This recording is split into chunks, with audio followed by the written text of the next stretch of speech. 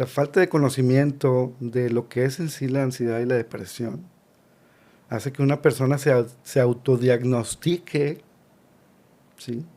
Y tome como diagnóstico, estoy deprimido, tengo ansiedad.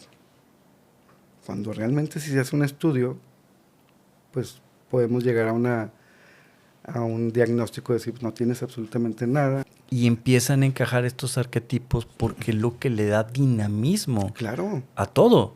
Por eso claro. el caso que estábamos citando, La Casa de los Famosos, Están todos ahí. están los arquetipos. Están ahí los Si arquetipos. no, no sería lo que es una Casa de los Famosos, porque lo que necesitas es el villano, el galán, la chica guapa, y luego que se confronten, y el pelado que es un perdedor. En la sociedad, cada individuo se identifica con un personaje. Sí.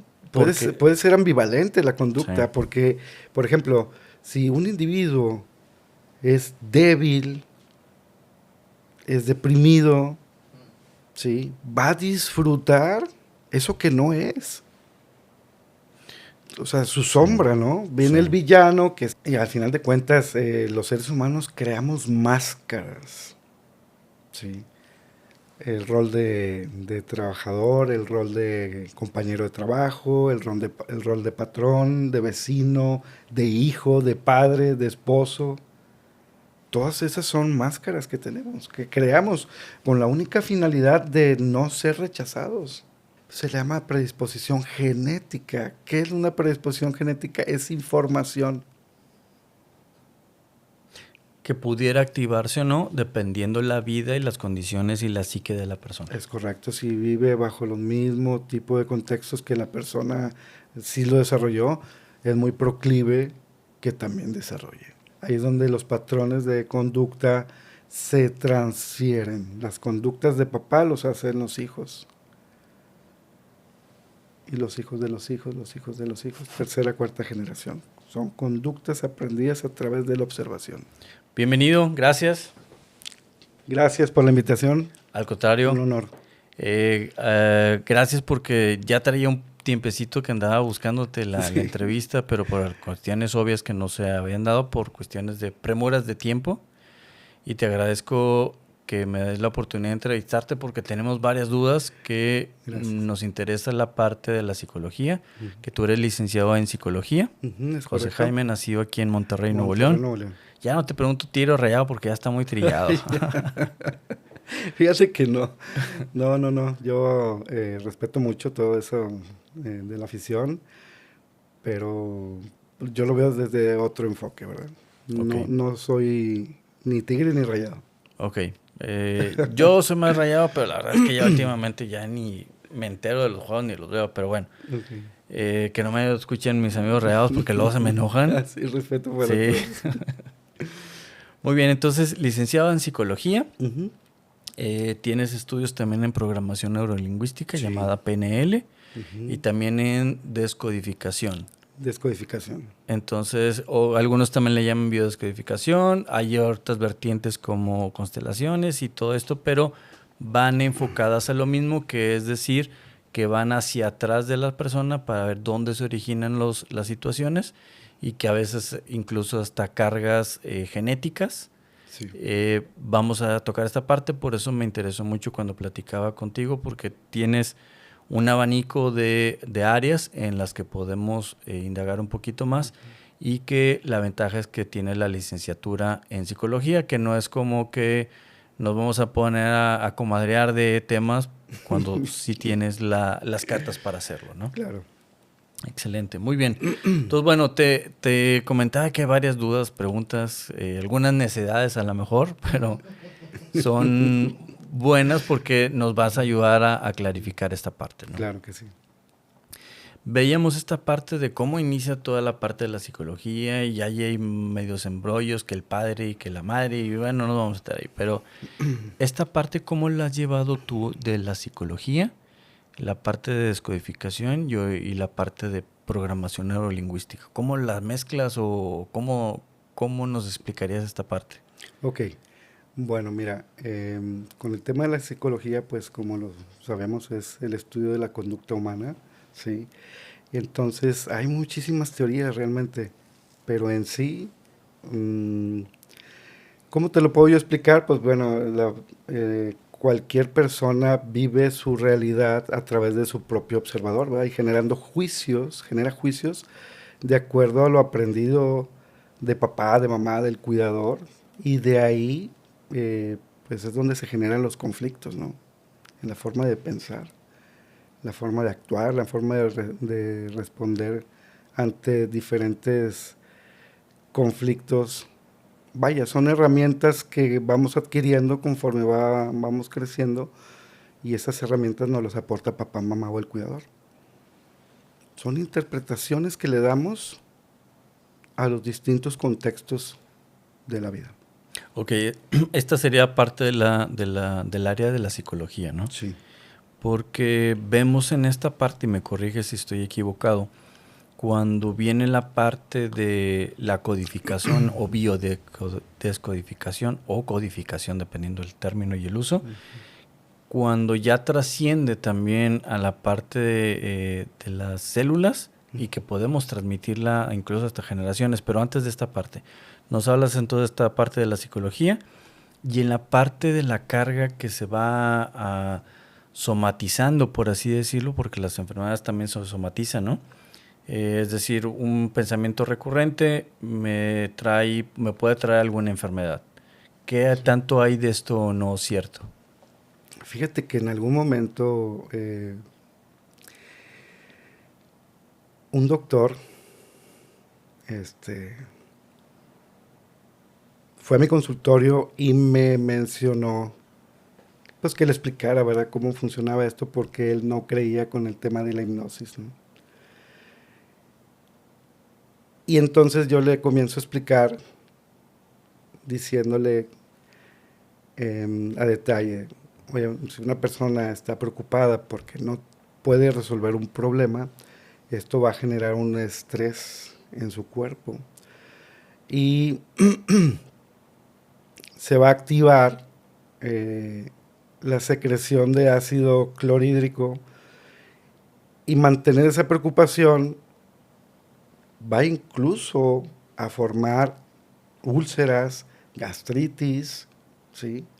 ¿Por qué? Porque el tema del estrés llega a convertirse crónico y podemos tener enfermedades pues que ya se han escuchado, ¿no?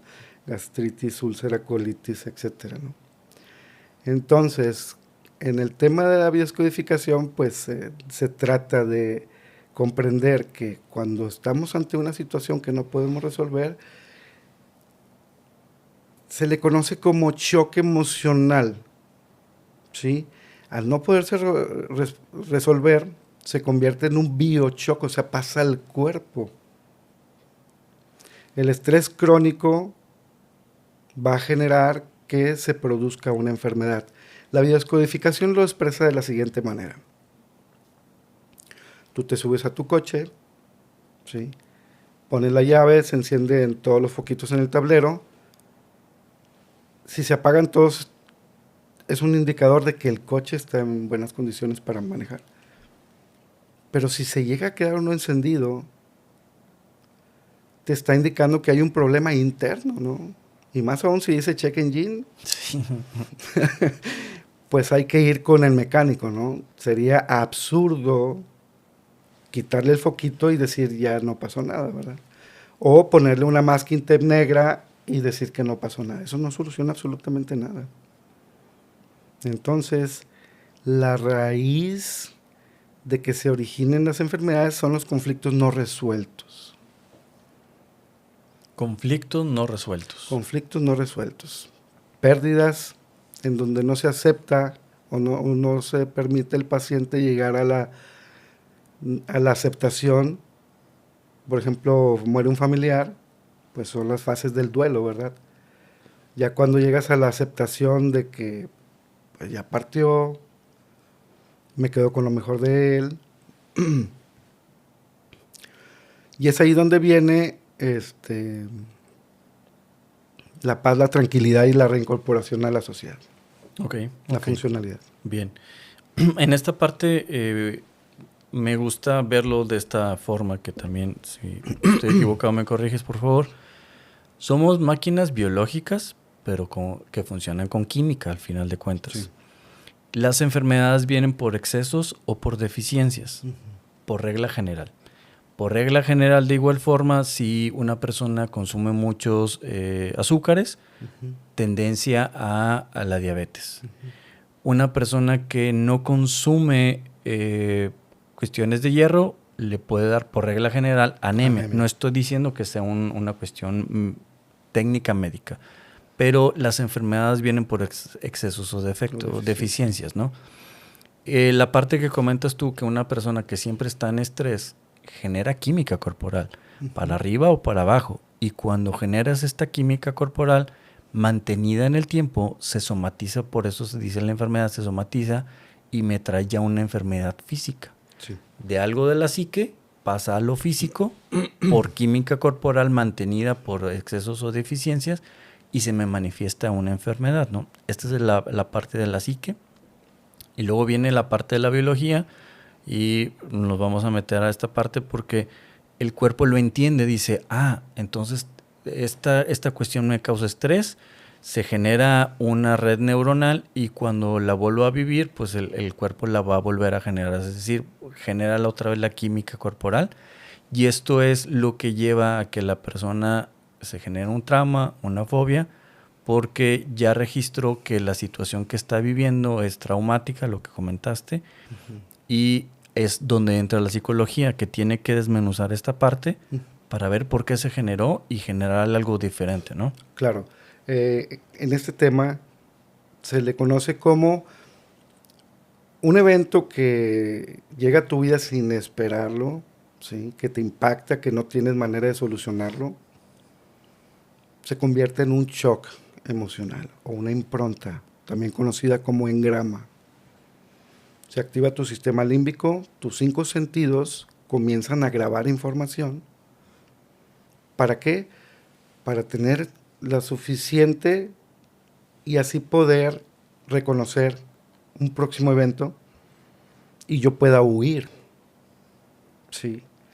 Si yo reconozco, tengo toda la recopilación de los 5 sentidos, aromas, texturas, sabores, sonidos, yo voy a poder garantizar mi supervivencia.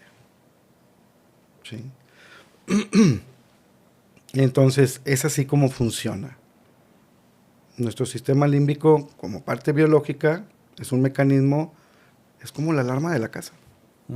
¿Sí? De acuerdo. Entonces, nuestro cuerpo siempre está tan preparado, perfectamente biológicamente preparado, que tenemos hormonas como el cortisol, como la adrenalina, la vasopresina, etcétera, que son hormonas del estrés. ¿Sí?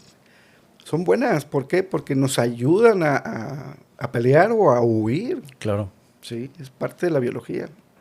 Sí, esta es la parte que a veces comentamos, que la gente cree que las emociones son positivas y negativas y en realidad no, es una herramienta que te ayuda a enfrentar el momento que estás viviendo. Claro. Y que esa química corporal se genera para que lo enfrentes. Por ejemplo, el miedo. Sí. Hay estos diagnósticos, son muchos, pero hablemos de los más conocidos, que son la angustia, la ansiedad, que hoy está de moda, pero al final de cuentas es falta de conocimiento de cómo funciona la bioquímica del cerebro, cómo funcionan las emociones en el cuerpo, qué efecto tienen. ¿Sí? El miedo, imagínate, Roel, ¿cómo sería el mundo si no existiera el miedo? No, pues no. No, había muchas personas que no tendrían vida porque harían cosas arrojadas sin pensar y entonces creo que sería muy caótico, ¿no? Para empezar, no existirían las reglas de seguridad. De acuerdo. ¿Verdad? Viajarían a velocidades funestas, ¿no? Con resultados funestos, mutilaciones, etcétera, ¿no? ¿Sí? Entonces el miedo es como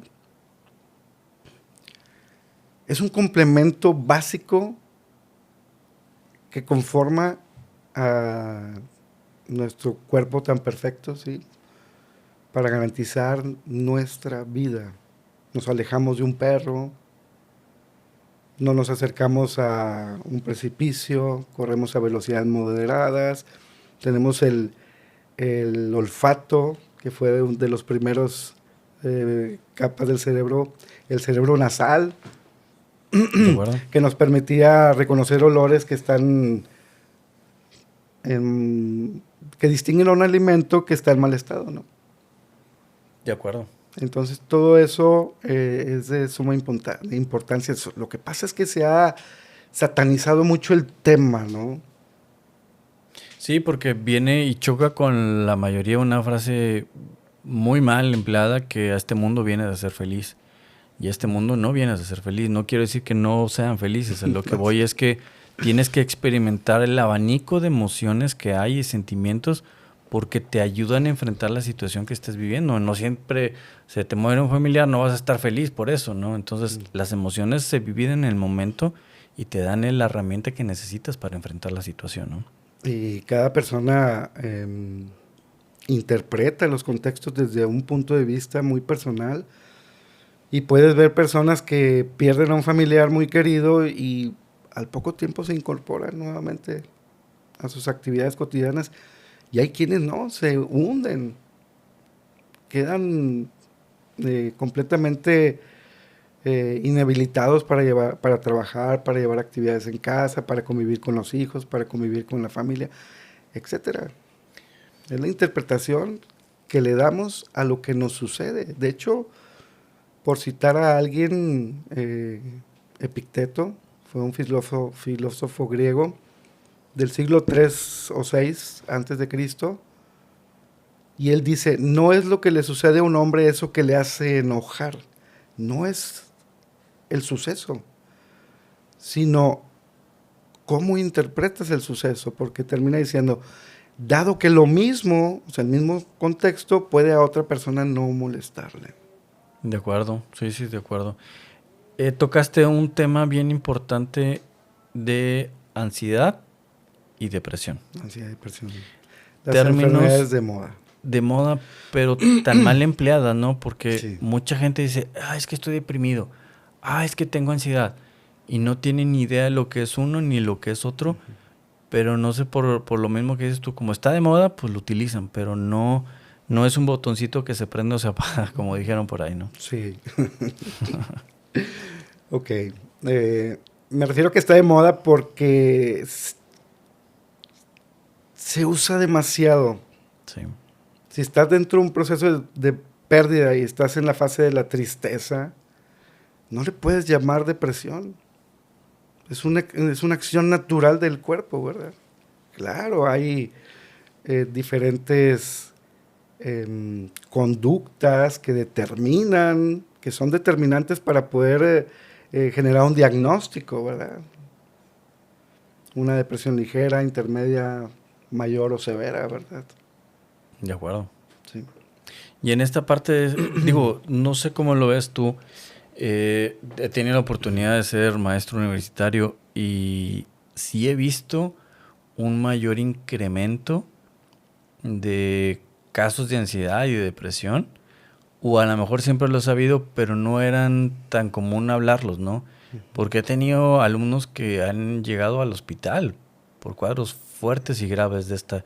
Y yo digo, yo no me acuerdo de un solo caso que dijeras, oye, fulanito se fue al hospital porque traía ansiedad o depresión. No veo este asunto. ¿A qué crees que se debe esta parte? ¿Es parte social o la parte de la psique o es una mezcla de varias cosas? Bueno, definitivamente tiene mucho que ver la parte social, demasiado. Hay demasiada mala información afuera. Falta de conocimiento, ¿sí? La falta de conocimiento de lo que es en sí la ansiedad y la depresión hace que una persona se autodiagnostique, ¿sí? y tome como diagnóstico, estoy deprimido, tengo ansiedad. Cuando realmente si se hace un estudio, pues podemos llegar a un diagnóstico de decir, no tienes absolutamente nada, ¿sí? Esto meramente es un proceso natural de tu cuerpo, es una reacción normal a lo que tú estás viviendo. Hay es un video que está en YouTube que viene una voz de Facundo Cabral y otro que lo grabó alguien más, una voz de un joven, que él se llama No estás deprimido, estás distraído. Estás distraído. Qué buen video, les recomiendo, está en YouTube como recurso. Tiene la voz de Facundo Cabral y de otra persona, pero te lleva a reflexionar que en ocasiones la gente se hace una tormenta en un vaso de agua, sí, y a veces clínicamente no es esta parte, pero es más a veces por querer llamar la atención más que realmente sea un cuadro clínico, ¿no? Acabas de tocar un punto muy importante, la verdad que sí. Todas las conductas que generamos tienen una doble intención. A veces el hecho de que yo esté triste, voy a llamar la atención de papá, de mamá, del hermano, del amigo. Y esa atención va a ser la ganancia oculta. Y entonces, si yo necesito atención, pues ¿por qué voy a quitarme la etiqueta de no estar deprimido? Fíjate, hay un libro de cómo ganar amigos e influir sobre las personas, Carnegie. siempre recomiendo, Dale Carnegie, menciona un ejemplo parecido, que decía que una joven estaba mala y estaba en cama y vivían en un segundo piso y la mamá todos los días le llevaba la comida, le subía la comida, hasta que un día pues la mamá ya mayor que ella se cansó y fallece. ¿Y qué creen que pasó con la persona? Vio que la mamá ya no estaba, milagro, se levantó y volvió a hacer su vida. Es esta parte de la llamada de atención que no estaba enferma, no estaba deprimida, no estaba ansiosa, necesitaba atención. Y ahí entra en un diagnóstico que se llama histeria de conversión, ¿sí? En donde esa necesidad pasa al cuerpo. Es incluso tan poderosa en la mente inconsciente que puedes llegar a quebrarte una pierna de verdad, generar tumores, gastritis, todo lo que conocemos como enfermedades, pero es ocasionado por una deficiencia afectiva y una necesidad de atención. De acuerdo, entonces es la intención oculta, la ganancia también que tenemos en nuestras conductas. Es correcto. Pero hay que ver que o estás obteniendo una ganancia o hay algo oculto que estás intentando cubrir o llenar con la conducta, ¿no? Sí, sí, definitivamente está la parte homeostática, ¿no? En el cuerpo, la homeostasis es una autorregulación. De acuerdo. ¿Sí? Hago ejercicio, sudo, es pérdida de agua y automáticamente sucede un proceso bioquímico en mi cerebro que manda la señal de falta de agua, tomar. Sí, ahí se regula. Es la autocompensación, ¿no? Pero también está la parte emocional. Hay una necesidad de autorregulación y esto hace que generemos conductas que van a compensar esa carencia. Es que ahí entra el sentimiento. Me siento solo, sí, me siento abandonado. No es una emoción, es un sentimiento. Entonces, ese sentimiento es una sensación que necesita llenarse con algo, con una enfermedad, con una conducta, y empezamos a llenarlo de diferentes formas. Y que no siempre son del lado correcto, ¿no? Fíjate, Robert, ahí me recuerda, pues los niños accidente, sí. Estos niños, por ejemplo, está el papá con el celular, o la mamá, o el cuidador, o quien sea, ¿no? Y el niño quiere atención y empieza a jalarte la camisa. Papá, ¿qué quieres? es que fíjate que esto, no, dile a tu mamá, Y pues la mamá pues está ocupada, o pues ahora que el celular es el principal factor distractor del ser humano, ¿no? El niño, al recibir exactamente la misma respuesta de desatención, se incorpora al juego, se incorpora a sus actividades cotidianas y por alguna razón creada por la mente inconsciente, pues viene, se cae, se accidenta y entonces ahora sí los papás se levantan, corren con él, lo limpian, lo atienden, lo abrazan. Y entonces ahí es donde nace una correlación entre el efecto, ¿sí? Y el estímulo-respuesta. Sí, causa y efecto, ¿no? Causa y efecto, sí. Uh-huh.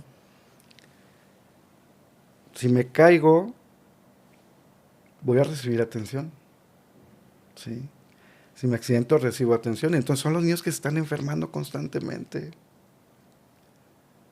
Y esa es la ganancia oculta. Esto es a nivel inconsciente, claro está, ¿verdad? Claro. Sí. Digo, puede ser consciente o inconsciente. Consciente o inconsciente. Puede ser de las dos, ¿no? Que, me di cuenta y lo voy a hacer. La manipulación. Exactamente.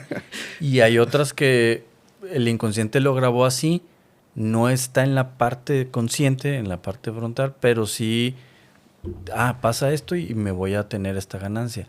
Y es ahí donde viene precisamente la ayuda de la psicología, que se mete a ver esta parte para ver cómo desenmarañar esta parte, ¿no? Uh-huh. Sí. Pues hay muchas metodologías. Me gusta a mí mucho trabajar con la terapia cognitivo-conductual, la terapia de reconstrucción cognitiva, la terapia gestal. Bien. Me gusta también mucho trabajar con la programación neurolingüística, me gusta mucho el psicoanálisis, me gusta utilizar todas las herramientas que existen para apoyar. Ok, en esta parte entonces que comentas que son varias disciplinas las que tienes en tu haber, me lleva a una pregunta que habíamos comentado que quería tocar, porque esta parte de Jung que comenta de la sombra. La sombra. ¿Qué onda con la sombra? Es un tema bastante profundo. Y bueno, Jung, psiquiatra suizo, nos hace ver que existen 12 arquetipos, ¿sí? Y estos son características universales del ser humano. Se transmiten, de hecho, a través de los padres o el cuidador, pero son 12. No los voy a mencionar todos, pero es el héroe, es el padre, es la madre, es el hijo, está el sanador, está, ¿qué más? El monstruo, okay. El bufón. Entonces todos tenemos siempre a alguien con esas características, ¿no?, de personalidad, ¿sí? Y entonces cada uno de ellos, basado en esas conductas, pues nos permite interactuar. Siempre ocupamos a un sanador, ¿no? Siempre ocupamos a un superhéroe, siempre ocupamos la parte maternalista, o tenemos un amigo que es muy paternalista, protector, ¿sí? Una madre que te cuida, te da consejos, te guía, ¿sí? Entonces, todo eso forma parte de la conducta. Aparte del villano, que dijimos que de Adrián Marcelo no íbamos a estar hablando. No, eso no. Son temas muy importantes, ¿no? Porque en el tema de los sistemas, en las teorías de los grupos, siempre existen este tipo de personalidades, ¿no? Fíjate, esta es una parte sumamente importante, porque en una ocasión he tomado algunos cursos con el maestro Gus Proal. Saludos, maestro, si nos estás viendo, de comedia. Pero yo no lo había visto en este sentido de él, como le explica, que en curso utilizan los arquetipos para hacer comedia.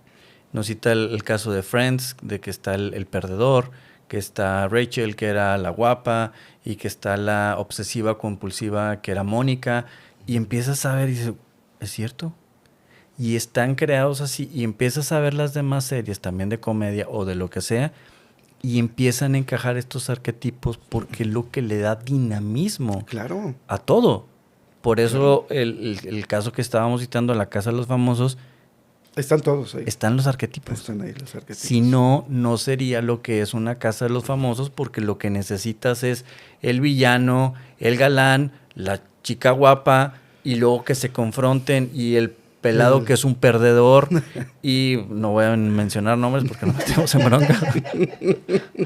Pero ahí están y dices, oye, se empiezan a mezclar y por eso empiezan los choques, ¿no? Y deja tú, en la sociedad, cada individuo se identifica con un personaje.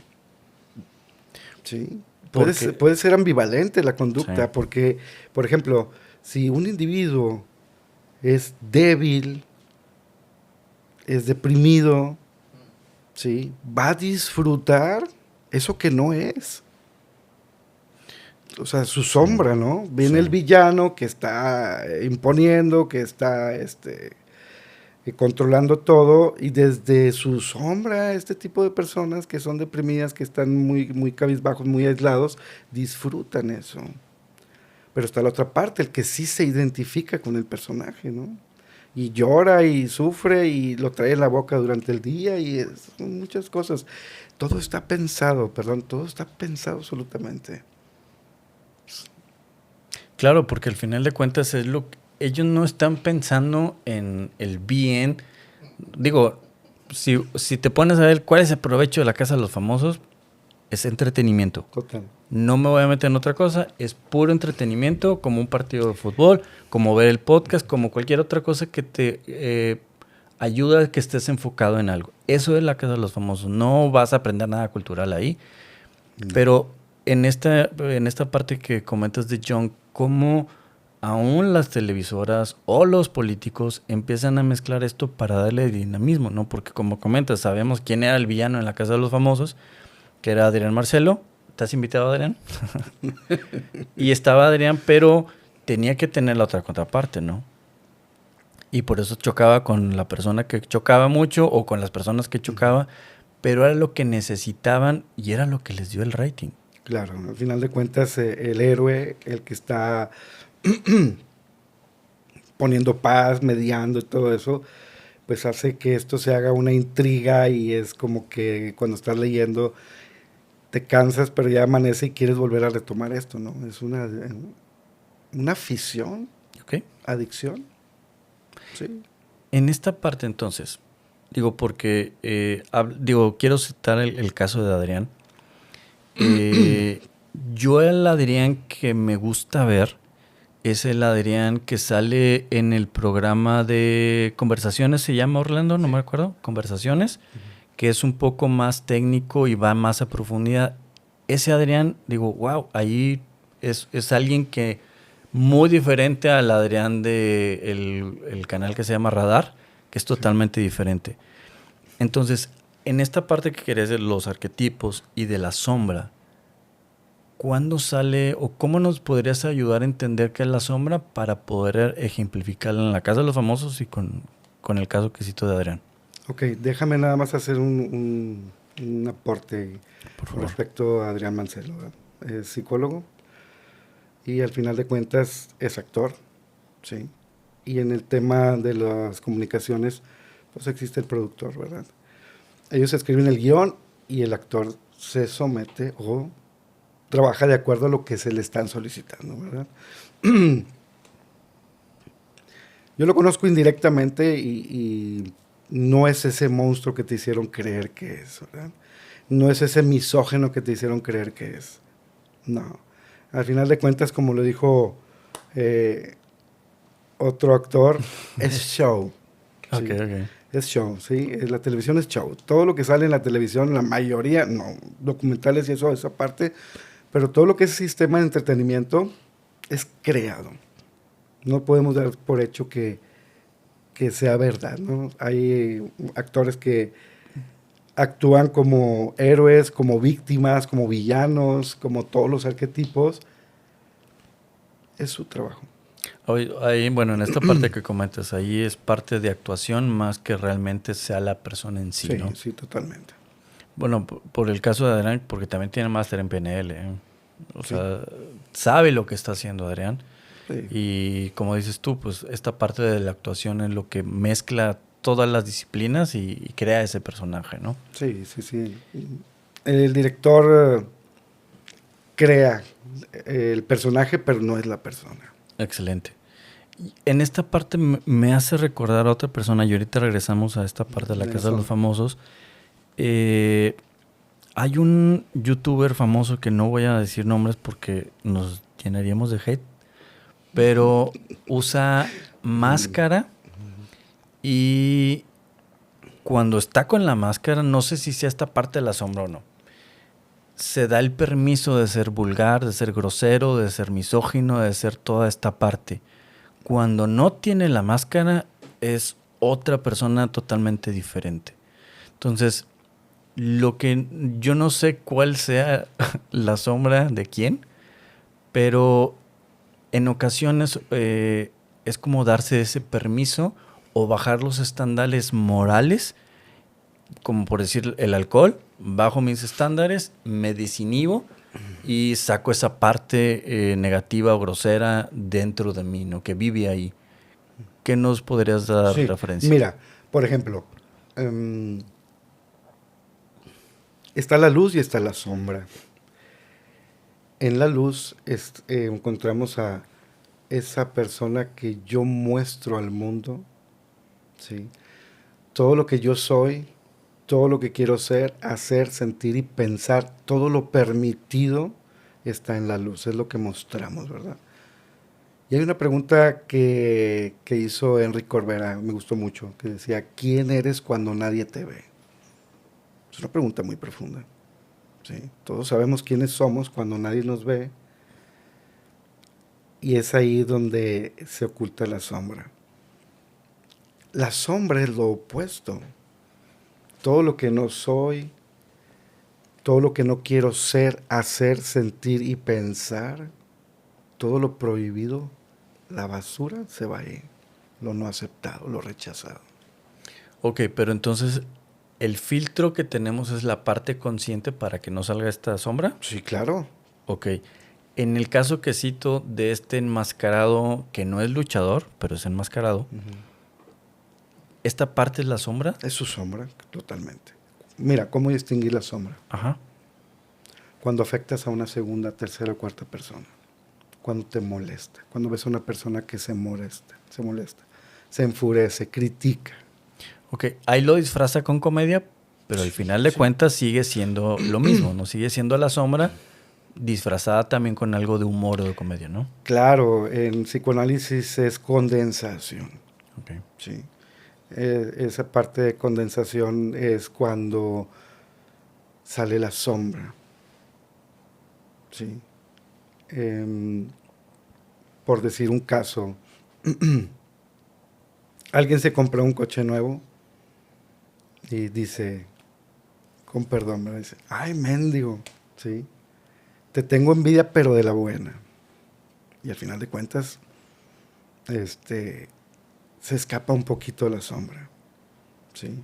Otro ejemplo que está un joven con una chica en el bar, la está invitando copas, la chica no quiere, y le dice la chica, ¿pero qué quieres? Dice, señorita, no se ofenda, yo solamente quiero ultrajarla, perdón, quiero conquistarla. Ok. Sí, Ajá. actos fallidos, conversaciones fallidas. Ahí es donde sale la sombra. Y como tú lo mencionaste, hay, por ejemplo, el alcohol, ¿sí? Reduce las capacidades del lóbulo frontal, control de impulsos, medición de consecuencias. Totalmente de acuerdo. Y entonces sale el verdadero inconsciente, el verdadero deseo. El inconsciente es deseo, no juzga, ¿sí? Solamente es un juicio. Hazlo, es acción, ¿sí? Entonces ahí es donde se escapa la sombra, ¿sí? ¿Qué cosa? Nos topamos con este tema de la sombra, porque si yo soy, voy a poner un ejemplo. Por favor, adelante. Si yo elijo ser respetuoso por elección, ¿qué sería mi sombra? Vulgar, corriente. Lo opuesto, Ajá. ¿verdad? Sí. Entonces, yo viajo por el mundo con la bandera de respetuoso y en un sepelio me encuentro a tal persona y está contando chistes. Yo hago una interpretación de esa acción de acuerdo a mis creencias y como resultado es, en un sepelio no se hacen chistes por ritual, En México, por tradición. Chihuahua. Ya ha cambiado mucho, Sí. pero siempre está también Sí. ese personaje, ¿no? Ese Sí. arquetipo, Sí. el bufón, ¿sí? Pero si mi sombra es ser irrespetuoso, pues a mí me va a generar un conflicto, porque esa es la parte que yo estoy rechazando y Juan Pérez llega en representación de mi sombra y automáticamente a mí me genera un conflicto, me genera un rechazo hacia esa persona, pero no es hacia la persona, Sí. es esa parte rechazada mía. Me trae esa memoria, y corrígeme si estoy equivocado, en cuanto a la hipnosis, para llegar a este punto también, pero usando la sombra. El buen John Milton, lo respeto, creo que es buen terapista. La hipnosis que da él es más recreativa. Sí, es de show. Exactamente. Pero es real hay hipnosis. que aclarar una cosa. Ujú. Él es un máster. Totalmente Sí. de acuerdo. Y la hipnosis que él utiliza es recreativa de show. Exacto. Pero si tú lo contratas, lo buscas para una hipnosis clínica, claro que te la da. De hecho, es por esa parte, porque yo he contratado esta parte no el show en teatro, sino el privado, y es totalmente diferente. Totalmente. Entonces, en esa parte voy. No voy a hablar de mal de John Milton, por el contrario. Lo que quería llegar al punto es en la parte recreativa, cuando es en el show, las personas, esa es a la parte que quería llegar citando a John Milton, cuando las personas dejan de tener su lóbulo ahí frontal, teniendo esa actividad que sale el otro yo, esta es la parte de la sombra entonces, porque están ahí desinhibidos totalmente y gritan y bailan y hacen todo, Dicen ¿no? maldiciones, hacen todo lo que no está permitido. Ok. Sale el verdadero yo. Yo recuerdo cuando tomé una certificación internacional en hipnosis clínica, el maestro menciona, un saludo maestro Oscar Ramírez, menciona que en el tema de la desmitificación, que es uno de los procesos para llevar a cabo la hipnosis ericksoniana, menciona que en ningún momento el hipnotista tiene disposición ni del cuerpo, ni de su voluntad, absolutamente nada de eso, porque entra el sistema de mecanismos de defensa de supervivencia, se activa y sales del trance. No hay manera de que alguien abuse ni físicamente, ni sexualmente, ni ventajosamente. Esta parte es bien importante porque si bien es cierto, sale esta parte de la sombra, pero la sombra sigue siendo tú. Sí. Y entiendes ciertos estándares morales y todo que también no va a cruzar. Aunque es más desinhibido, pero no va a cruzar esos límites como asesinar a alguien. O esos ya es más cuestiones de Hollywood y todo esto, ¿no? Híjole, es que hay más información. Por ejemplo, está Derren Brown. Esta persona demostró, de hecho hay un documental en Netflix, Derren Brown. Él demuestra que la persona que mató a John F. Kennedy realmente estaba bajo la influencia de hipnosis. Okay. Y en su experimento lleva a la persona a todo el proceso de órdenes poshipnóticas con dibujos, con sonidos, con cosas así. Y ya estando en el escenario, ya habiendo llevado todos los procesos de cargar una pistola con un maletín y apuntarle y disparar. Y después de la acción salir del trance, pues te pone a pensar a qué alcances tiene la hipnosis. Pero bueno, en manos de alguien que no tenga buenas intenciones, pues sí puede ser perjudicial para muchas personas. Claro. O para más. Bien, ok, entonces haciendo esta referencia de la sombra, es esta parte que puede salir en los shows como el de John Milton, no en la parte clínica, sino en la parte lúdica, o sea, de diversión, ahí es donde puede salir. Pero también hay estímulos, por ejemplo, la ira, el alcohol. ¿Sí? El alcohol te puede desinhibir. De acuerdo. Y es el momento preciso para decir todo lo que no te atreves a decir en bueno y sano. En Navidad. En Navidad vemos muchos los de terrenos esos de la abuela y casos. todo. Sí, así es, sí. Vemos directores haciendo escenas cuando siempre fueron muy rectos y muy organizados y líderes, y ya bajo los influjos del alcohol, pues entonces se presentan situaciones incómodas. Pero no precisamente directores, no, es en general. El arquetipo del que está muy tomado y yo te quiero mucho, eres mi amigo y que no sé qué, ¿verdad? Pero también está el Grinch, el que se acaba con la fiesta, ¿no? Claro. Sí. Y en esta parte no sé cómo lo veas tú, pero es que en realidad esos 12 arquetipos todos viven dentro de la persona, en mayor o menor medida. Claro. Pero se manifiestan dependiendo de las circunstancias y dependiendo el consciente hasta dónde lo vaya a dejar salir o no. Es correcto. Porque hay ocasiones que podrían ser de que se pone más emotivo, en ocasiones es el villano, en ocasiones es el bufón. Es dependiendo muchas veces el medio ambiente en donde se esté desenvolviendo también, ¿no? Claro. Entonces, fíjate que según Echeverría, en la parte de la ontología del lenguaje, dice, somos de acuerdo a lo que pensamos y pensamos de acuerdo a lo que somos. Y en la parte de qué somos o qué nos hicieron creer que somos. ¿Qué decidiste creer también, no? Esa parte siempre está presente porque indistintamente generamos juicios de las acciones. Aunque papá sea de una manera o de otra, mamá sea de una manera o de otra, siempre creamos un filtro que solamente dejamos lo que es bueno para nosotros. ¿Sí?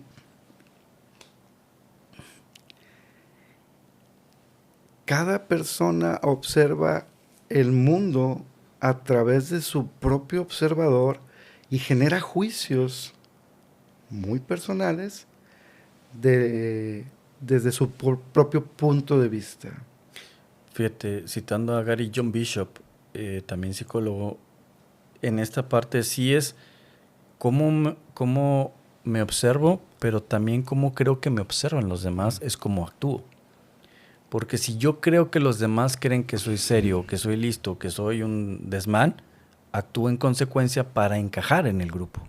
Claro. Entonces, la influencia. Exacto, encajo en esa parte, por eso lo hago así, ¿no? Entonces, allí es una parte más consciente para poder encajar en determinado grupo. Y al final de cuentas, los seres humanos creamos máscaras, ¿sí?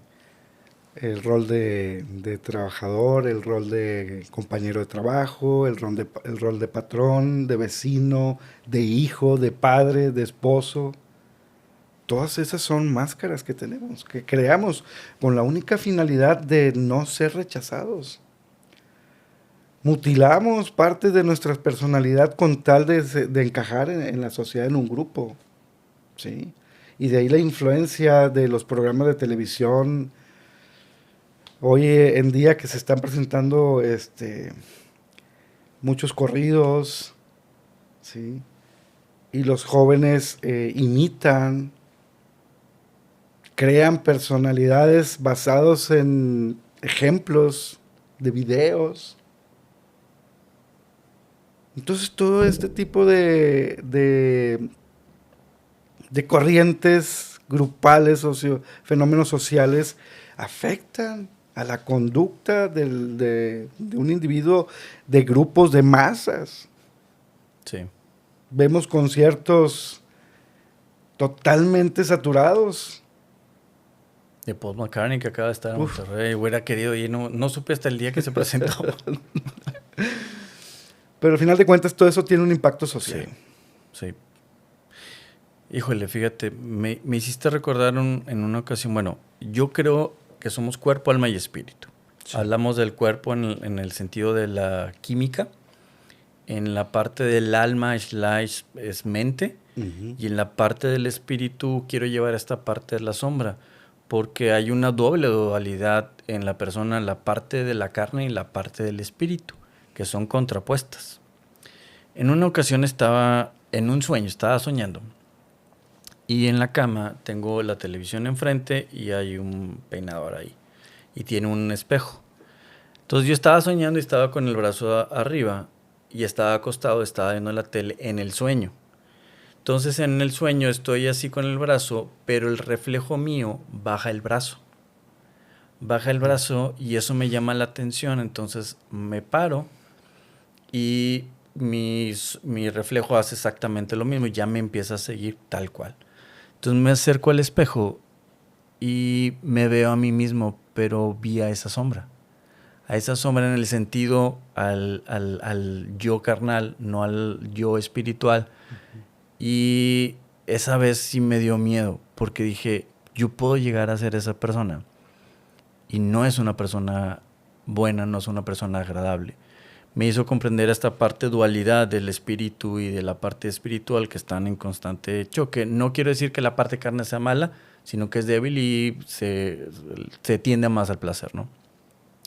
Pero me ayudó a comprender esta parte también de que dentro de ti puede existir esa parte cuando no tiene esos filtros, ¿no? Entonces, esta parte del consciente o esta parte del espíritu te ayuda siempre a tener estos límites.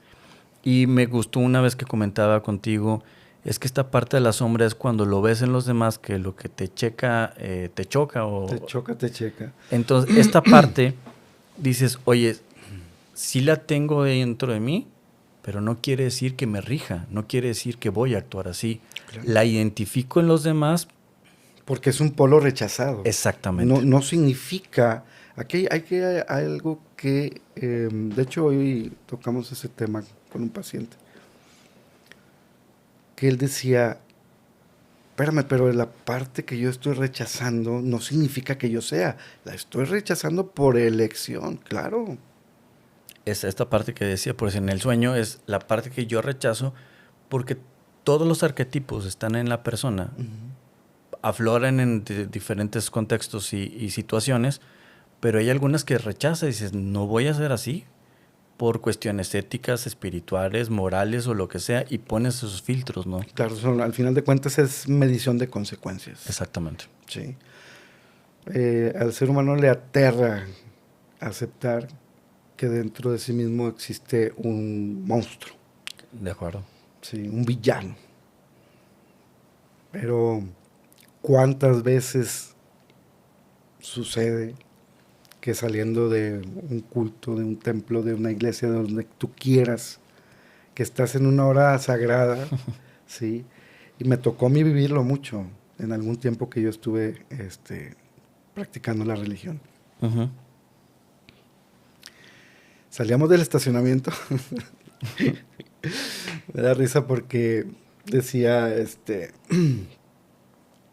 mi compañero, oye, porque íbamos a la iglesia a estudiar ahí la Biblia, y decía, acabamos de comer santos, ingrato. Sí, ya están haciendo demonios. Ya están haciendo demonios.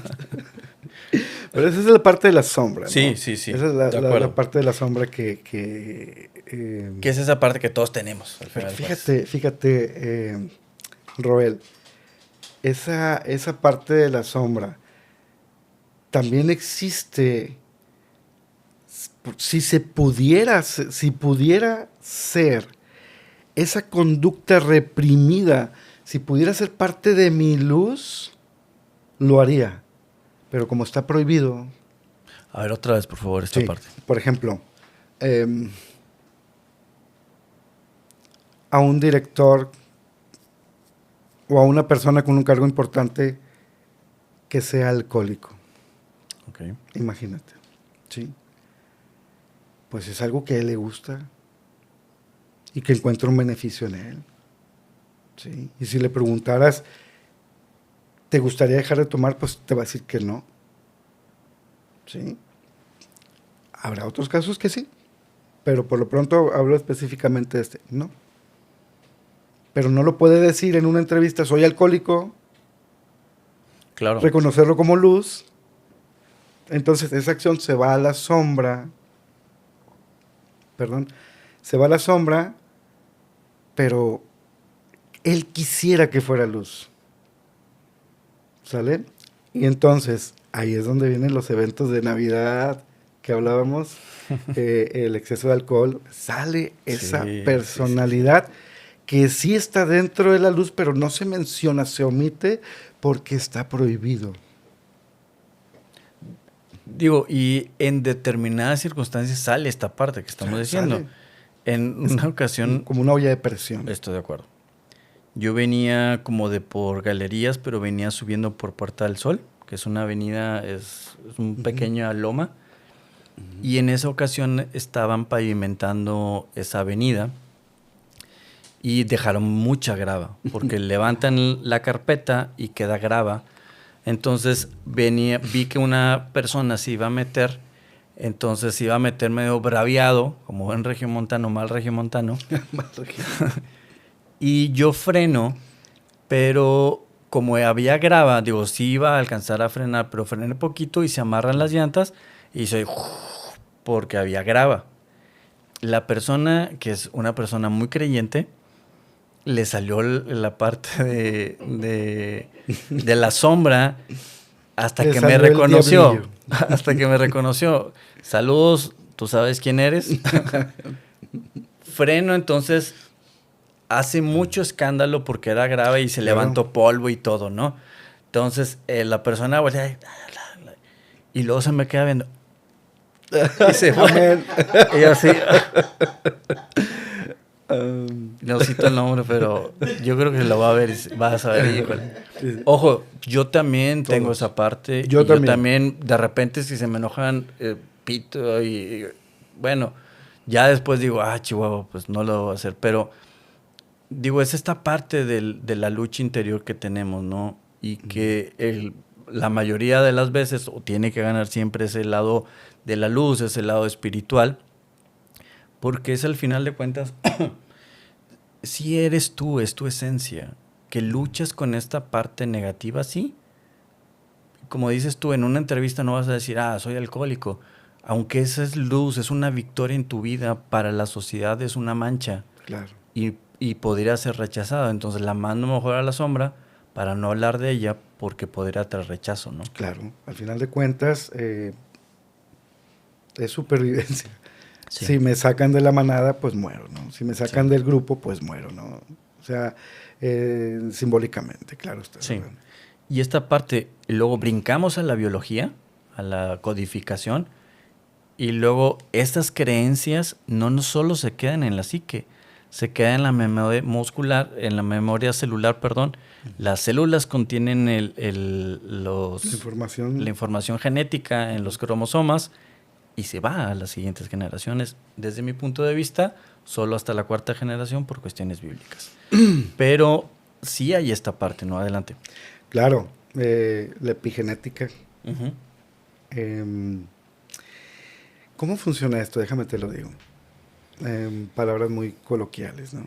Imagínate en aquellos años, a los inicios, estaba la colibrí, su pico pequeño, la flor tenía expuestos Los pistilos. ¿no?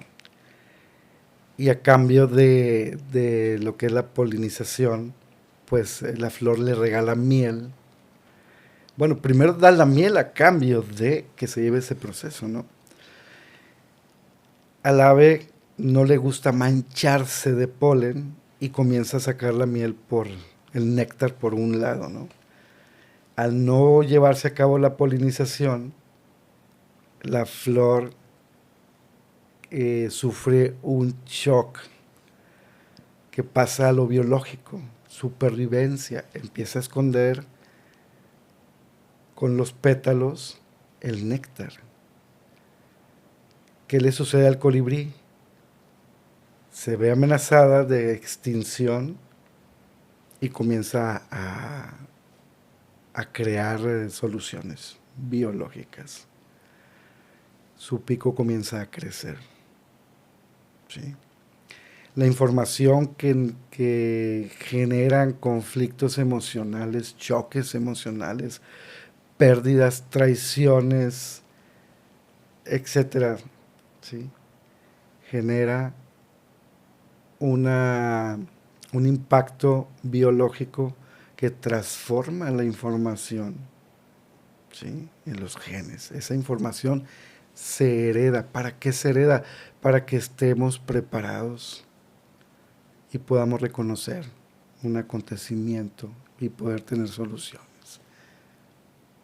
Sí. Sí. Esta parte es un boom porque va más allá de la psique, va en el sentido biológico de la información genética que tenemos en los cromosomas, que se mantiene ahí. Yo a veces cito el ejemplo de cuando, por decir, papá o mamá son atletas y luego el hijo pudiera o no salir también un cuerpo más atlético, tendencia a que si hace poquito ejercicio gana masa muscular. ¿Por qué? Porque la información genética de papá o de mamá o de los abuelos se transmite en la biología para darle la capacidad que la persona pueda desarrollar mejor masa muscular. ¿Por qué? Porque el papá o el abuelo o la abuela se prepararon para esto, ¿no? Entonces, si esto pasa físicamente en la biología, también pasa en la información genética, ¿no? Claro, y por decirlo así, mira, yo escuché en algún momento que un doctor menciona, le pregunté yo, oye, ¿a qué se debe que la constitución física de las personas morenas son envidiables? ¿Sí? Tienen un cuerpo atlético, las mujeres tienen una cintura muy, muy pronunciada, pero hablemos del varón. Tienen glúteos prominentes, músculos muy, ya por genética. Pero ¿de dónde proviene eso? Yo le pregunto. Dice, es que la época de la esclavitud, a quienes esclavizaban eran a las personas de color, y estas personas, en su información genética, como eran tratados a realizar trabajos muy pesados, sí, en donde se requería tener músculos fuertes, pues esa predisposición se hereda a través de los cromosomas. Totalmente de acuerdo. Totalmente de acuerdo, porque se está preparando no nada más el cuerpo para sí, sino para la descendencia, para que esté preparado para lo que viene, ¿no? Es correcto. En algún momento también pregunté con el tema de por qué en una entrevista preguntan si hay casos de cáncer, porque si hay casos de diabetes, entre otras enfermedades. Se le llama predisposición genética. ¿Qué es una predisposición genética? Es información que pudiera activarse o no, dependiendo la vida y las condiciones y la psique de la persona. Es correcto. Si vive bajo los mismos tipos de contextos que la persona sí lo desarrolló, es muy proclive que también desarrolle. De acuerdo. Sí. Son patrones que se heredan. Mencionaste la Biblia. Si no recuerdo, es Ezequiel 18.2 por ahí el versículo. Y los padres comerán uvas verdes, y a los hijos y a los nietos y hasta la tercera o cuarta generación le rechinará los dientes. ¿Sí? patrones, Sí. patrones. Los hijos ven la conducta de los padres y después la aprenden, la repiten. De hecho, hay un video que les recomiendo ver, se llama como reflexión, ¿verdad? Sí, adelante. Para tener cuidado qué es lo que hacemos. Dice así, el video es, a ver, los hijos lo ven, los hijos lo hacen. ¿Sí? Ese video trata de el papá está gritándole a la mamá y el niño está a un lado también haciendo los mismos ademanes. El papá está fumando y el niño va fumando. Es muy impactante ese video. Los niños lo ven, los niños lo hacen. Ya creo que ya lo recordé. Sí, sí, sí. Que Sí. es literalmente un niño de pequeño, ¿no? Uh-huh. Sí, Entonces, sí. toda Ya. esa información pasa. Ahí es donde los patrones de conducta se transfieren. Las conductas de papá los hacen los hijos. Y los hijos de los hijos, los hijos de los hijos, tercera, cuarta generación. Son conductas aprendidas a través de la observación. Me hiciste recordar algo de trágico y chusco a la vez. Un reportero andaba en un día de muertos en un panteón y estaba entrevistando a las señoras y una señora le dice, oye, pues están aquí, sí, mi esposo y mi hijo. Oye, eran unas personas. No, hombre, era un par de canijos. Lo dejó con otra persona, otra palabra. Y eran bien borrachos y todo. Y aparte. Sí. Pero bueno, esta parte a lo que voy de la epigenética, que es esta parte, y ahí es cuando entra, por decir, la psicología, que entra programación neurolingüística, que entra la biodescodificación, cuando expones esa parte del inconsciente y puedes cambiarla. Porque no necesariamente que ya la tienes, no quiere decir que va a estar igual. La puedes estudiar con la psicología, con la hipnosis, con la programación neurolingüística, con la descodificación y la puedes cambiar. Desde ahora del consciente dices, entonces mis padres, mis abuelos, yo hice esto y empiezas a trabajarlo para que se genere ahora otro camino neuronal para trabajarlo y que tu siguiente generación también se herede. Por eso cuadros de ansiedades, cuadros de depresivos también se heredan, porque se estaban protegiendo de cierta manera en la psique de la persona y por eso se hereda a otras generaciones, ¿no? Es correcto. Como lo mencioné, son conductas aprendidas. ¿Sí? Tengo una paciente de 75 años, tiende a catastroficar, es demasiado previsora, tiene todos los seguros que existen, entonces, tiene todas las enfermedades que existen, se documenta constantemente, hay una buena intención de ahí, ¿no? Es garantizar la supervivencia, garantizar la salud, garantizar todo eso, pero se convierte tan patológico que impide que la persona disfrute la vida, porque está anticipándose a una catástrofe que tal vez nunca, jamás suceda. Pues esa es la ansiedad, ¿no? Claro.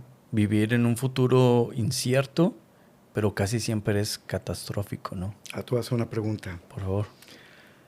¿El futuro existe? No. No. Es el presente perpetuo. Es el presente perpetuo. Al final de cuentas, vivimos en un eterno presente. El tiempo el hombre lo crea para dejar pista de lo que hizo, de lo que hace y lo que está por hacer. Haciendo esta referencia, yo siempre a veces me hubiera gustado, pensé en esta frase que dices ahorita, de no cerrar, nos vemos en el futuro, en realidad nos vemos en el presente. Claro. Porque cuando me veas, si es en un año, si es mañana, si es pasado, va a ser tu presente. Sí. Y siempre va a ser el presente perpetuo. Y es, por ejemplo, el tema de las fobias. Sí. La fobia, pues hay infinidad de fobias.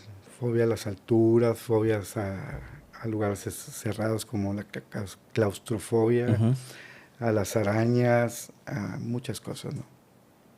Pero ¿por qué si a una persona le sucede a los 3, 4 años de edad que le pica una araña? ¿Por qué tiene 50, 60 años y sigue teniendo miedo a las arañas? Porque para la mente inconsciente la amenaza está en el presente. Claro. Pasan los años, pasa el tiempo, perdón, y el miedo está activo. Claro. Te voy a platicar un caso de mi hija. Cuando ella tendría algunos 5 años más o menos, estábamos en la casa de unos amigos y resulta pues que ellos tenían unos perritos French Poodle y los encerraron pues para que no estuvieran interrumpiendo ahí en el convivio. Pues ¿sabes qué? Recuerdo, dije la fecha mal, mi hija tendría 1 año y fracción. Lo recuerdo bien, ya reviviendo el contexto, fue porque ella empezaba a caminar, ¿sí? Ella estaba yendo de un lado a otro, tambaleando, se sueltan los French Poodle y la impactan, se le avienta uno de ellos. Ella cae y voltea a ver qué sucedió. ¿Qué pasó? ¿Sí? Y en ese tiempo los amigos hicieron una expresión de sorpresa. Perdón. Una expresión de sorpresa. La niña hicieron ¡no! Cuando la niña percibe esa expresión es cuando empieza a llorar. Porque ella se quedó volteando a ver qué había sucedido. Corro yo a levantarla, pues peor. De ahí ella desarrolló un miedo, una fobia a los perros. Sí. En ese tiempo yo estaba estudiando la hipnosis. Sí. Y dije, acaba de sucederle una impronta, es un engrama. Entonces ella veía un perro y corría, ¿no?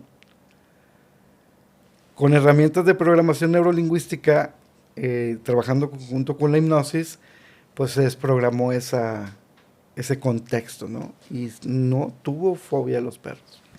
Porque esta parte que comentas, y haciendo referencia a la anterior, el inconsciente sí vive en el presente perpetuo.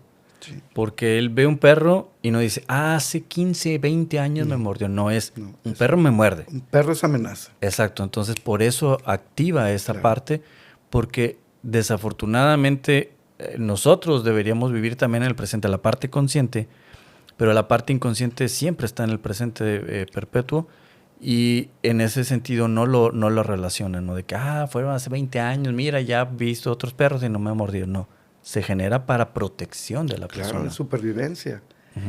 Hay muchas técnicas para trabajar. Está la de sensibilización sistemática, está la de exposición al miedo. Una de las que me gusta mucho es trabajar el diálogo socrático. ¿En qué consiste? En la confrontación de encontrar evidencias que sustenten ese posible escenario catastrófico. Por ejemplo, la agorafobia, miedo a salir. El miedo a salir limita tanto a la persona que dentro de su interpretación ella cree que le va a suceder algo, un desmayo, un infarto, que nadie lo va a atender, comienzan las palpitaciones, comienza la sudoración, y eso hace que esos pensamientos limitantes hacen que la persona cada vez más reduzca su campo, su lugar de seguridad. He conocido casos de que hasta para ir al baño les da miedo. Sí. ¿Te puedo contar uno? Adelante, por favor. Claro. Tengo un paciente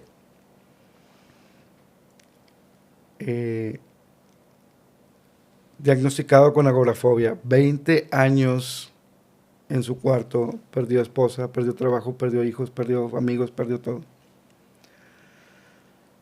Este es un tema bastante interesante porque las personas que están alrededor de este tipo de pacientes, como no conocen lo que es en sí la estructura del trastorno o la enfermedad que le nombran,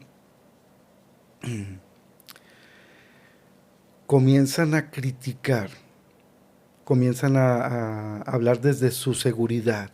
No tienes nada, ¿sí? Y lo peor que quiere escuchar a un paciente con estos diagnósticos es que le digas, todo está en tu mente, no tienes nada, todo es obra de tu creación, ¿no? El paciente se siente incomprendido y cada vez se limita más porque no encuentra respuestas, ¿sí? Este paciente llega a mí, el papá cansado, un papá ya de edad, un adulto mayor.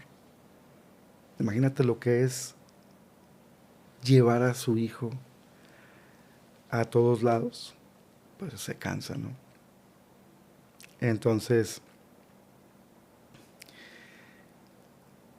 trabajando con la terapia de reconstrucción cognitiva, la terapia de sensibilización sistemática y la exposición al miedo, ¿sí?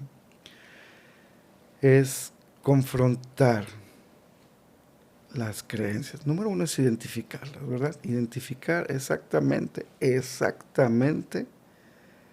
cuál es la estructura del pensamiento y si es posible la secuencia del pensamiento.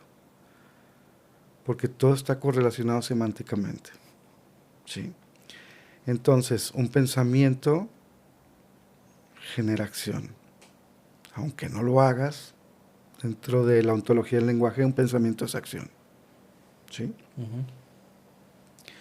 El pensamiento condiciona una conducta. Repetir constantemente una conducta genera un hábito. Repetir constantemente un hábito genera carácter. Y repetir constantemente el carácter genera un destino, un pensamiento, ¿sí? Entonces, una vez que ya se tiene identificada la creencia, la interpretación catastrófica, se procede a la confrontación. ¿Qué te hace quedarte en tu casa?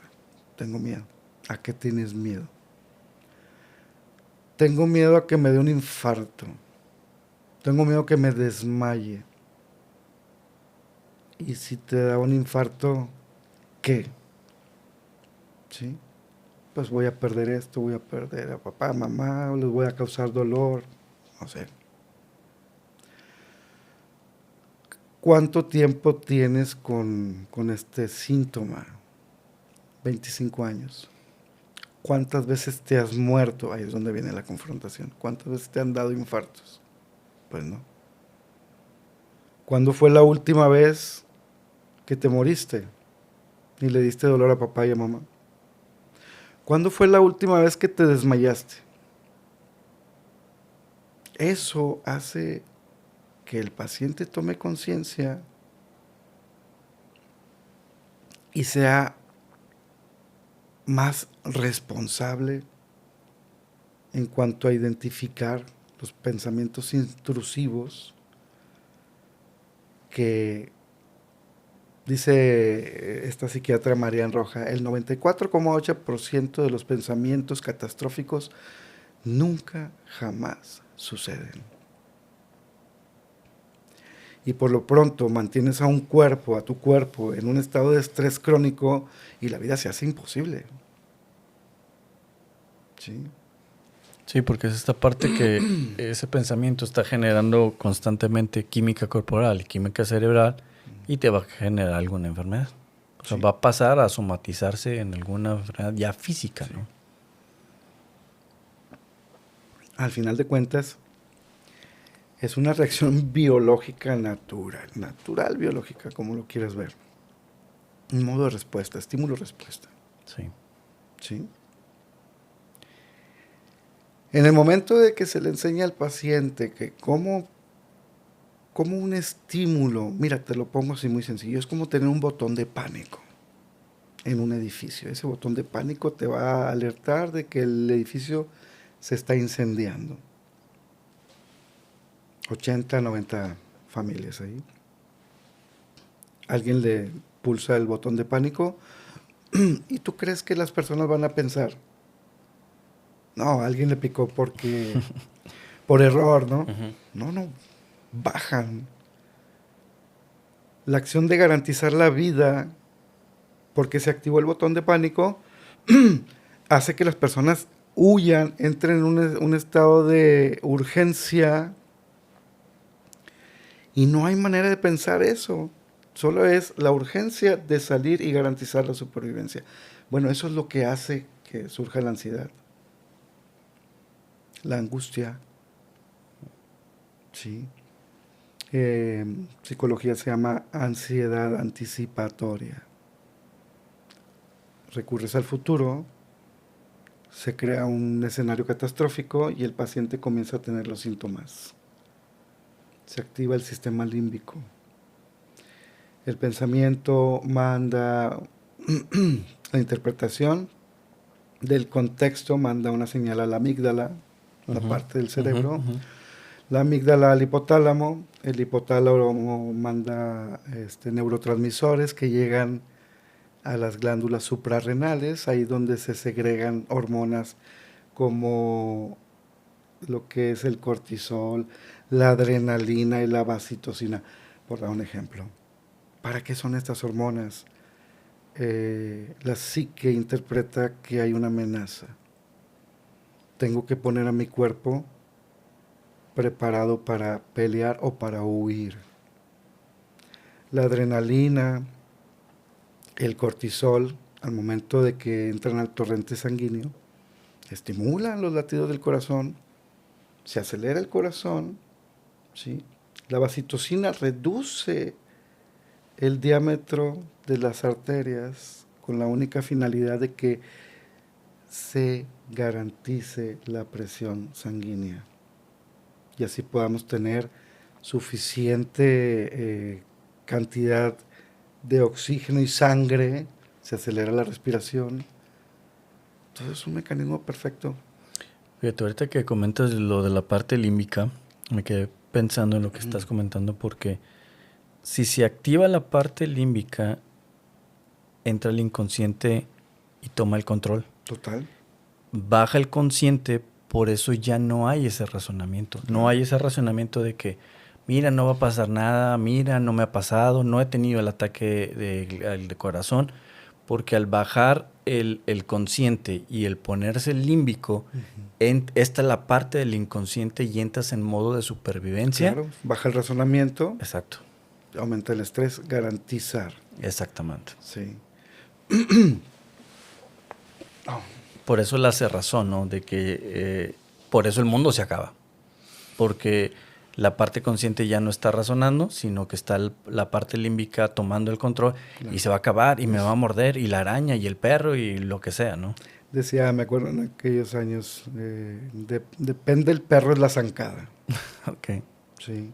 Depende de la interpretación que le das al contexto, es la manera en que actúas. Hay un grado de razonamiento que entra en los lóbulos frontales.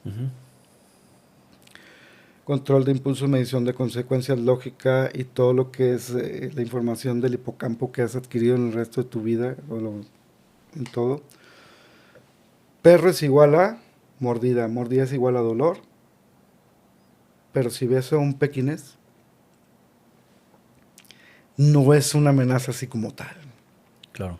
Pero si ves a un Rottweiler, a un Bull Terrier, un Pitbull suelto y viene hacia ti, el lóbulo frontal del razonamiento se va totalmente y entra el modo supervivencia.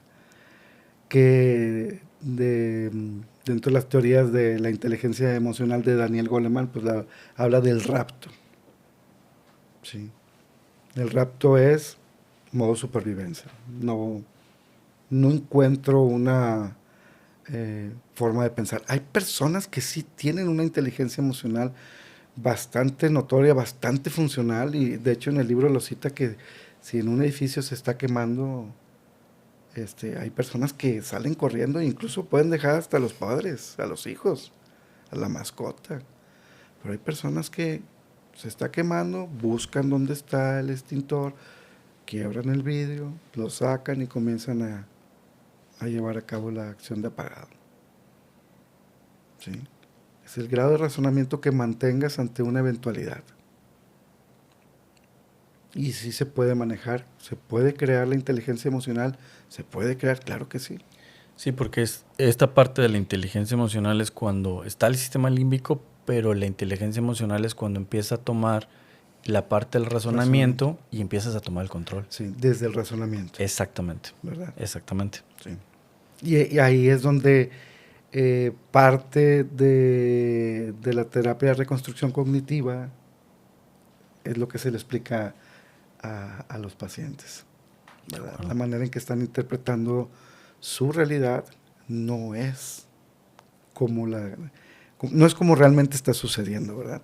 Que en programación neurolingüística es el mapa, no es el territorio, ¿verdad? Así es. Entonces desde ahí se trabaja la parte de la psicología, desde ahí intervenimos. Perfecto. Hay que trabajar mucho en inteligencia emocional y en la parte de decodificación y programación neurolingüística. Son herramientas bastante interesantes, muy, muy prácticas. Complementarias y que se Complementarias, potencialicen totalmente. entre ellas, ¿no? Claro, claro que sí. Pues al final de cuentas, en el modelado, Milton Erickson fue el primero en crear herramientas de programación neurolingüística. ¿Cómo no integrarlo a la parte psicológica? Porque esto es universal, Claro. realmente, ¿verdad? Pero yo como psicólogo, para mí son bastante funcionales, me han ayudado bastante. De acuerdo. Desde el identificar el mapa del paciente, esto es la información que tiene de sí y del contexto, sus creencias, desde dónde actúa, cómo actúa. Sí, está muy interesante.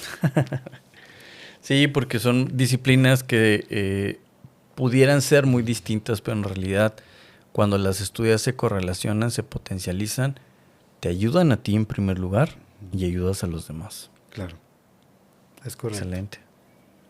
Muy bien, nos dejas mucho en qué pensar. Claro, claro.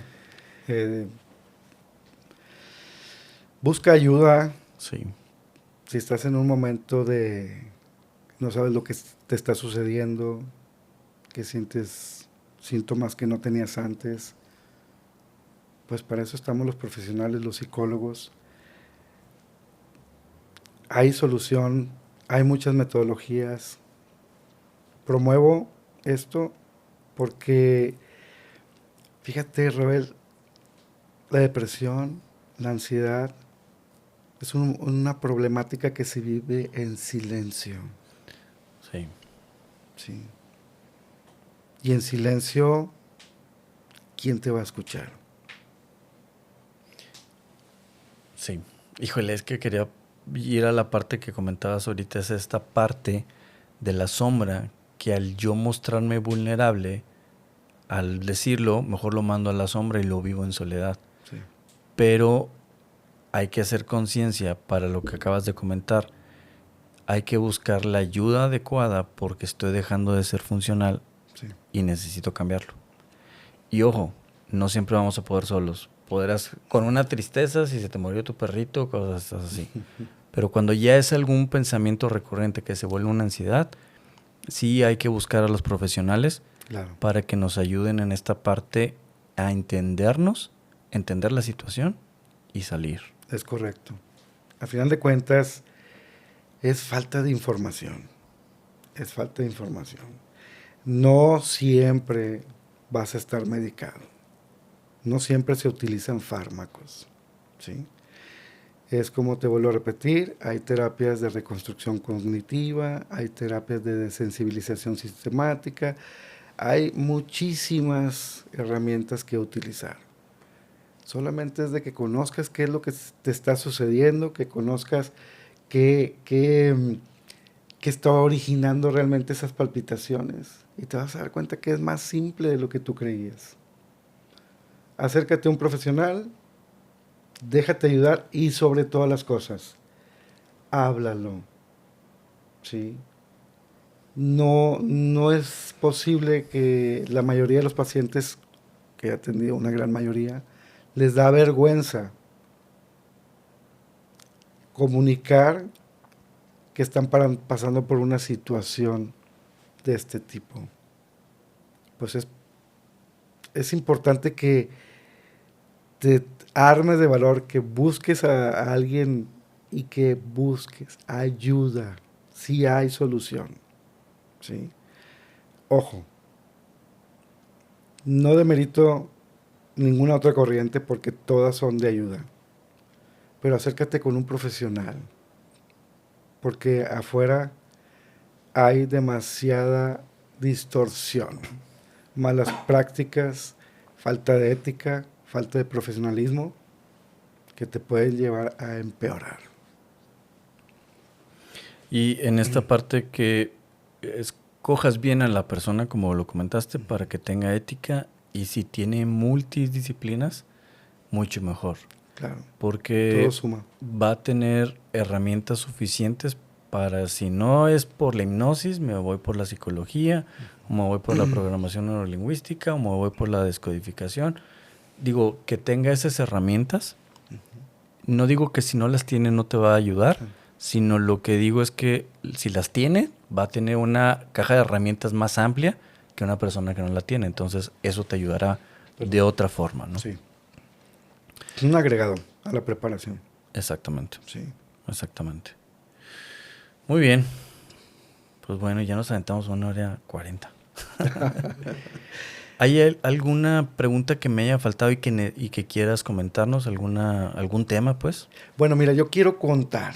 Por favor. Es una experiencia personal. Adelante.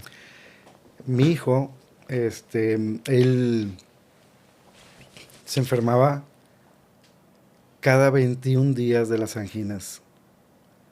Como papá, antes de ser psicólogo, como padre, pues quieres lo mejor para los hijos y sobre todo garantizar la salud. En mi parte ética mantuve el respeto y lo sigo manteniendo, claro, al tema de la medicina, ¿sí? Pero hay una línea muy delgada entre el cuerpo enferma por sí solo o la mente enferma el cuerpo. Uh-huh. Existen factores externos, claro, los virus, las bacterias, pero ¿qué hace que tu sistema inmunológico caiga? Sí, son conflictos. Cuando una persona está en una fase de tristeza o alguna emoción, el sistema inmunológico se ve comprometido. Busqué con especialistas, busqué currículums del mejor, neonatólogos, pediatras, no me daban una respuesta. Cada 21 días, mi hijo, las anginas con pus, fiebre, era como un reloj. Yo les preguntaba, ¿qué tiene mi hijo? No, es que es una enfermedad nueva que se está estudiando. Les preguntaba directamente, doctor, ¿tiene algo que ver las emociones con lo que le está sucediendo a mi hijo? ¿Tiene algo que ver la psicología con lo que le está sucediendo a mi hijo? No. Se dicen teorías, pero realmente no es algo que se pueda sustentar. ¿Sí? Bueno, respetable el punto de vista, ¿verdad? Cuando yo acudo a la biodescodificación, me fui al apartado de la expresión, de la garganta. ¿Sí? Lo hice muy claro, pérdida de territorio, ¿sí? Emociones no expresadas. Y esa energía que se genera como mecanismo de defensa y que se genera para ser llevada a cabo como una ejecución, de pelear, cuando esa energía no se libera a través de la acción, queda atrapada en el órgano. Se somatiza. Se somatiza. Uh-huh. Entonces senté a mi hijo, le di terapia de reconstrucción cognitiva, empecé a estimular lo que exprese las emociones porque él no expresaba emociones. Sí. Él no expresaba emociones. Después detecté que había una creencia,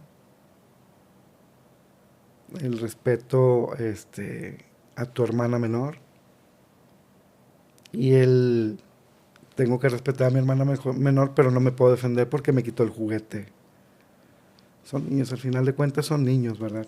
Claro. Pero date cuenta que en un niño también existe el deseo de defenderse. Y ante esa frustración de no poderlo hacer porque es una hermanita menor, se empezó a generar esa somatización. Cuando yo trabajo con él, hay una técnica que también me gusta mucho que se llama técnicas de liberación emocional. Es donde llevas al paciente a la catarsis, identificando dónde está el conflicto, y es donde vienes de cuenta que destapas esa olla de presión que está queriendo salir, ¿no? Cuando yo trabajo eso con él, hubo un cambio tremendo, porque tanta fue mi frustración de no encontrar respuesta que fuimos con un alergólogo y le pusieron, eran unos plásticos con 8 puntas, y cada punta tenía 8 o 6 picos, y ellos lo metían en una... pues son líquidos. Sí, una solución. Soluciones que ellos sí. tienen para detectar a qué eres alérgico, ¿no? Yo lo sufrí mucho porque yo lo tenía que detener. Y era el verme a la cara y decirme, ¿por qué estás permitiendo esto, no? También a mí me impactó mucho, ¿no? Y después da un diagnóstico que era alérgico a los ácaros, y que esas inyecciones se iban a poner por 10, 15 años, en donde el sistema inmunológico, por tanta recurrencia a la exposición de ese factor que estimulaba la alergia, el sistema inmunológico lo iba a reconocer como tal y ya iba a dejar de ser alérgico. Yo tenía una virtud que respeto los diagnósticos, pero no me los creo, porque conozco el tema de la biodescodificación y tengo testimonios muchísimos, ¿sí? Cuando trabajo el tema de las emociones y que él empieza a expresar de una manera más funcional, ¿sí? Promoviendo el respeto, promoviendo y defendiendo, ¿por qué no?, sus juguetes, su espacio, su territorio, se fueron alejando los episodios de crisis. Y ahorita van 6 meses que no ha tenido un episodio. Y los tenía cada 21 días. Cada 21 días tenía abscesos, placas, ¿sí? Y ahorita tiene 6 meses que no, o sea que está sano. No se volvió a repetir eso. ¿Sí? Entonces, una invitación a nuestros doctores, abran su mente a otras posibilidades, a otros métodos de intervención. No todo inicia como nos lo explican. También hay otras vertientes, hay otras corrientes, ¿sí? Entonces, hay que investigar un poquito más. Sí, la salud es holística, no es una disciplina única, ¿no? Claro. Entonces tiene varias vertientes que te pueden ayudar. La medicina tradicional, la psicología, es la suma de todo lo que complementa a la persona holísticamente para que pueda salir más fácil de cualquier situación. Sí. Y quiero aclarar una cosa. La medicina es parte de la vida y la garantía de seguir viviendo, ¿verdad? En ningún momento estoy promoviendo que no acudan al doctor, no, al contrario, ¿verdad? Para eso es la medicina, para eso es la ciencia. Hay que utilizar la medicina cuando el doctor te la recete, ¿verdad? Pero también abrirse a la posibilidad que existen otras opciones. Y la reflexión que a veces suena esta trillada, pero es muy cierta. Si me duele la muela, pues voy al dentista. Claro. Si me duele el estómago, pues voy con el médico tradicional. Pero cuando tengo problemas emocionales, voy al psicólogo. Es correcto. Es el deber ser. Es correcto. Muy bien. No sé si quieras comentar otro caso o vamos bien de tiempos porque digo, ya tenemos una 46. Bueno, lo que tú me digas. Yo tengo muchos casos, pero si quieres aquí le dejamos. Va, y entonces preparamos una segunda sesión Claro. mejor con casos. Claro. Digo, ya tendríamos esta parte que vimos tu experiencia y ahora vamos a ver, para que lo esperen, continuará como decían las caricaturas chinas, pero ahora vamos a aterrizarlo con casos concretos de cómo se presenta la situación. Evidentemente se van a omitir nombres, se van a emitir estas situaciones, simplemente es decir, cómo se identifica el problema, cómo lo abordas con psicología, con biodesprogramación, con programación neurolingüística para que la persona pueda salir. ¿Te parece bien? Claro que sí. Y también me gustaría en algún momento que te programes tú y hagas la invitación para hablar temas de ansiedad, para hablar de temas específicamente de depresión, temas de bulimia, anorexia, lo que tú gustes. Va, me parece, entonces te parece ya comprometido para una segunda sesión. Claro. de una invitación. Encantadísimo, con muchísimo gusto. Perfecto. Oye, ¿dónde te pueden seguir la gente que tenga alguna duda, que tenga estos problemitas? Recuerden que si estamos dejando de ser funcionales hay que buscar a los expertos en la salud mental, ¿no? ¿Dónde te podrían seguir o no te pueden buscar? Bueno, ahorita tengo, con el tema de la cibernética, tengo mis cuentas hackeadas, pero ya estoy solucionando eso, ya metimos parte legal y todo ese tipo de procesos, ¿verdad? Por lo pronto, dejamos pendiente ese tema. Nomás mi teléfono es el 81 17 75 6583. 81 17 75 6583. Redes sociales, ahorita los dejamos pendientes hasta solucionar esto. Ok, chivo. En donde quiera pasar. Sí. Ok, entonces en esta parte ya tenemos tu teléfono y vamos a programar una segunda ronda. Pero ya con cosas como dijiste, la ansiedad, casos que hayas tenido, Más específicamente. para que si la gente que nos está escuchando quiere algún tema en especial de este tipo de depresión, ansiedad, angustia o desesperación, esa era una canción, pero bueno, que nos lo hagan saber, que nos lo pueden escribir en comentarios o nos pueden mandar un mensaje para poder recopilar esto y ahora sí decir, oye, mira, nos preguntaron por estos temas. Y que nos traigas también casos que has tenido de éxito, que yo sé que los tienes, y para poder platicarlos. ¿Te parece bien? Excelente. Excelente. Entonces, amigo, muchas gracias por haber aceptado la invitación. Gracias por tomarme en cuenta y es un honor contrario. estar aquí. Igualmente. Sobre todo para compartir un poquito del amplio conocimiento que existe dentro de los temas de psicología, que son bastante ayuda. De acuerdo. Pues muy bien, muchas gracias de nuevo entonces por haber aceptado y esperen una segunda ronda. Antes de retirarnos siempre termino con una bendición. Entonces quiero pedirle a Dios que bendiga tu vida, que te siga dando conocimientos, que te dé sabiduría para poder entender cada persona que llega a tu vida, que puedas darle un diagnóstico correcto, acertado y sobre todo que la persona lo lleve a cabo, que pueda salir adelante, que Dios bendiga enormemente tus finanzas, que bendiga tu familia, que te bendiga en tu profesión, en tu profesionalismo y que cada cosa que hagas prospere y que sea de fruto y lleve mucho y en abundancia. Entonces esa es mi bendición para ti. Gracias de nuevo, amigo. Recibo tus bendiciones, recibo tus buenos deseos, es recíproco. Gracias. Dios también bendiga tu vida y todos tus proyectos y gracias por la invitación nuevamente. Al contrario, pues bueno, entonces ya está comprometido para una segunda vuelta, una segunda sesión, pero con cuestiones más específicas. Si ustedes tienen dudas o comentarios, nos los pueden hacer llegar. Gracias por comentar, gracias por suscribirse y estamos para servirles. Entonces habrá una segunda ronda para cuestiones más específicas. Muchas gracias. Dios siempre es bueno y Dios siempre provee. Gracias, hasta luego. Bye. Chao, chao. Listo.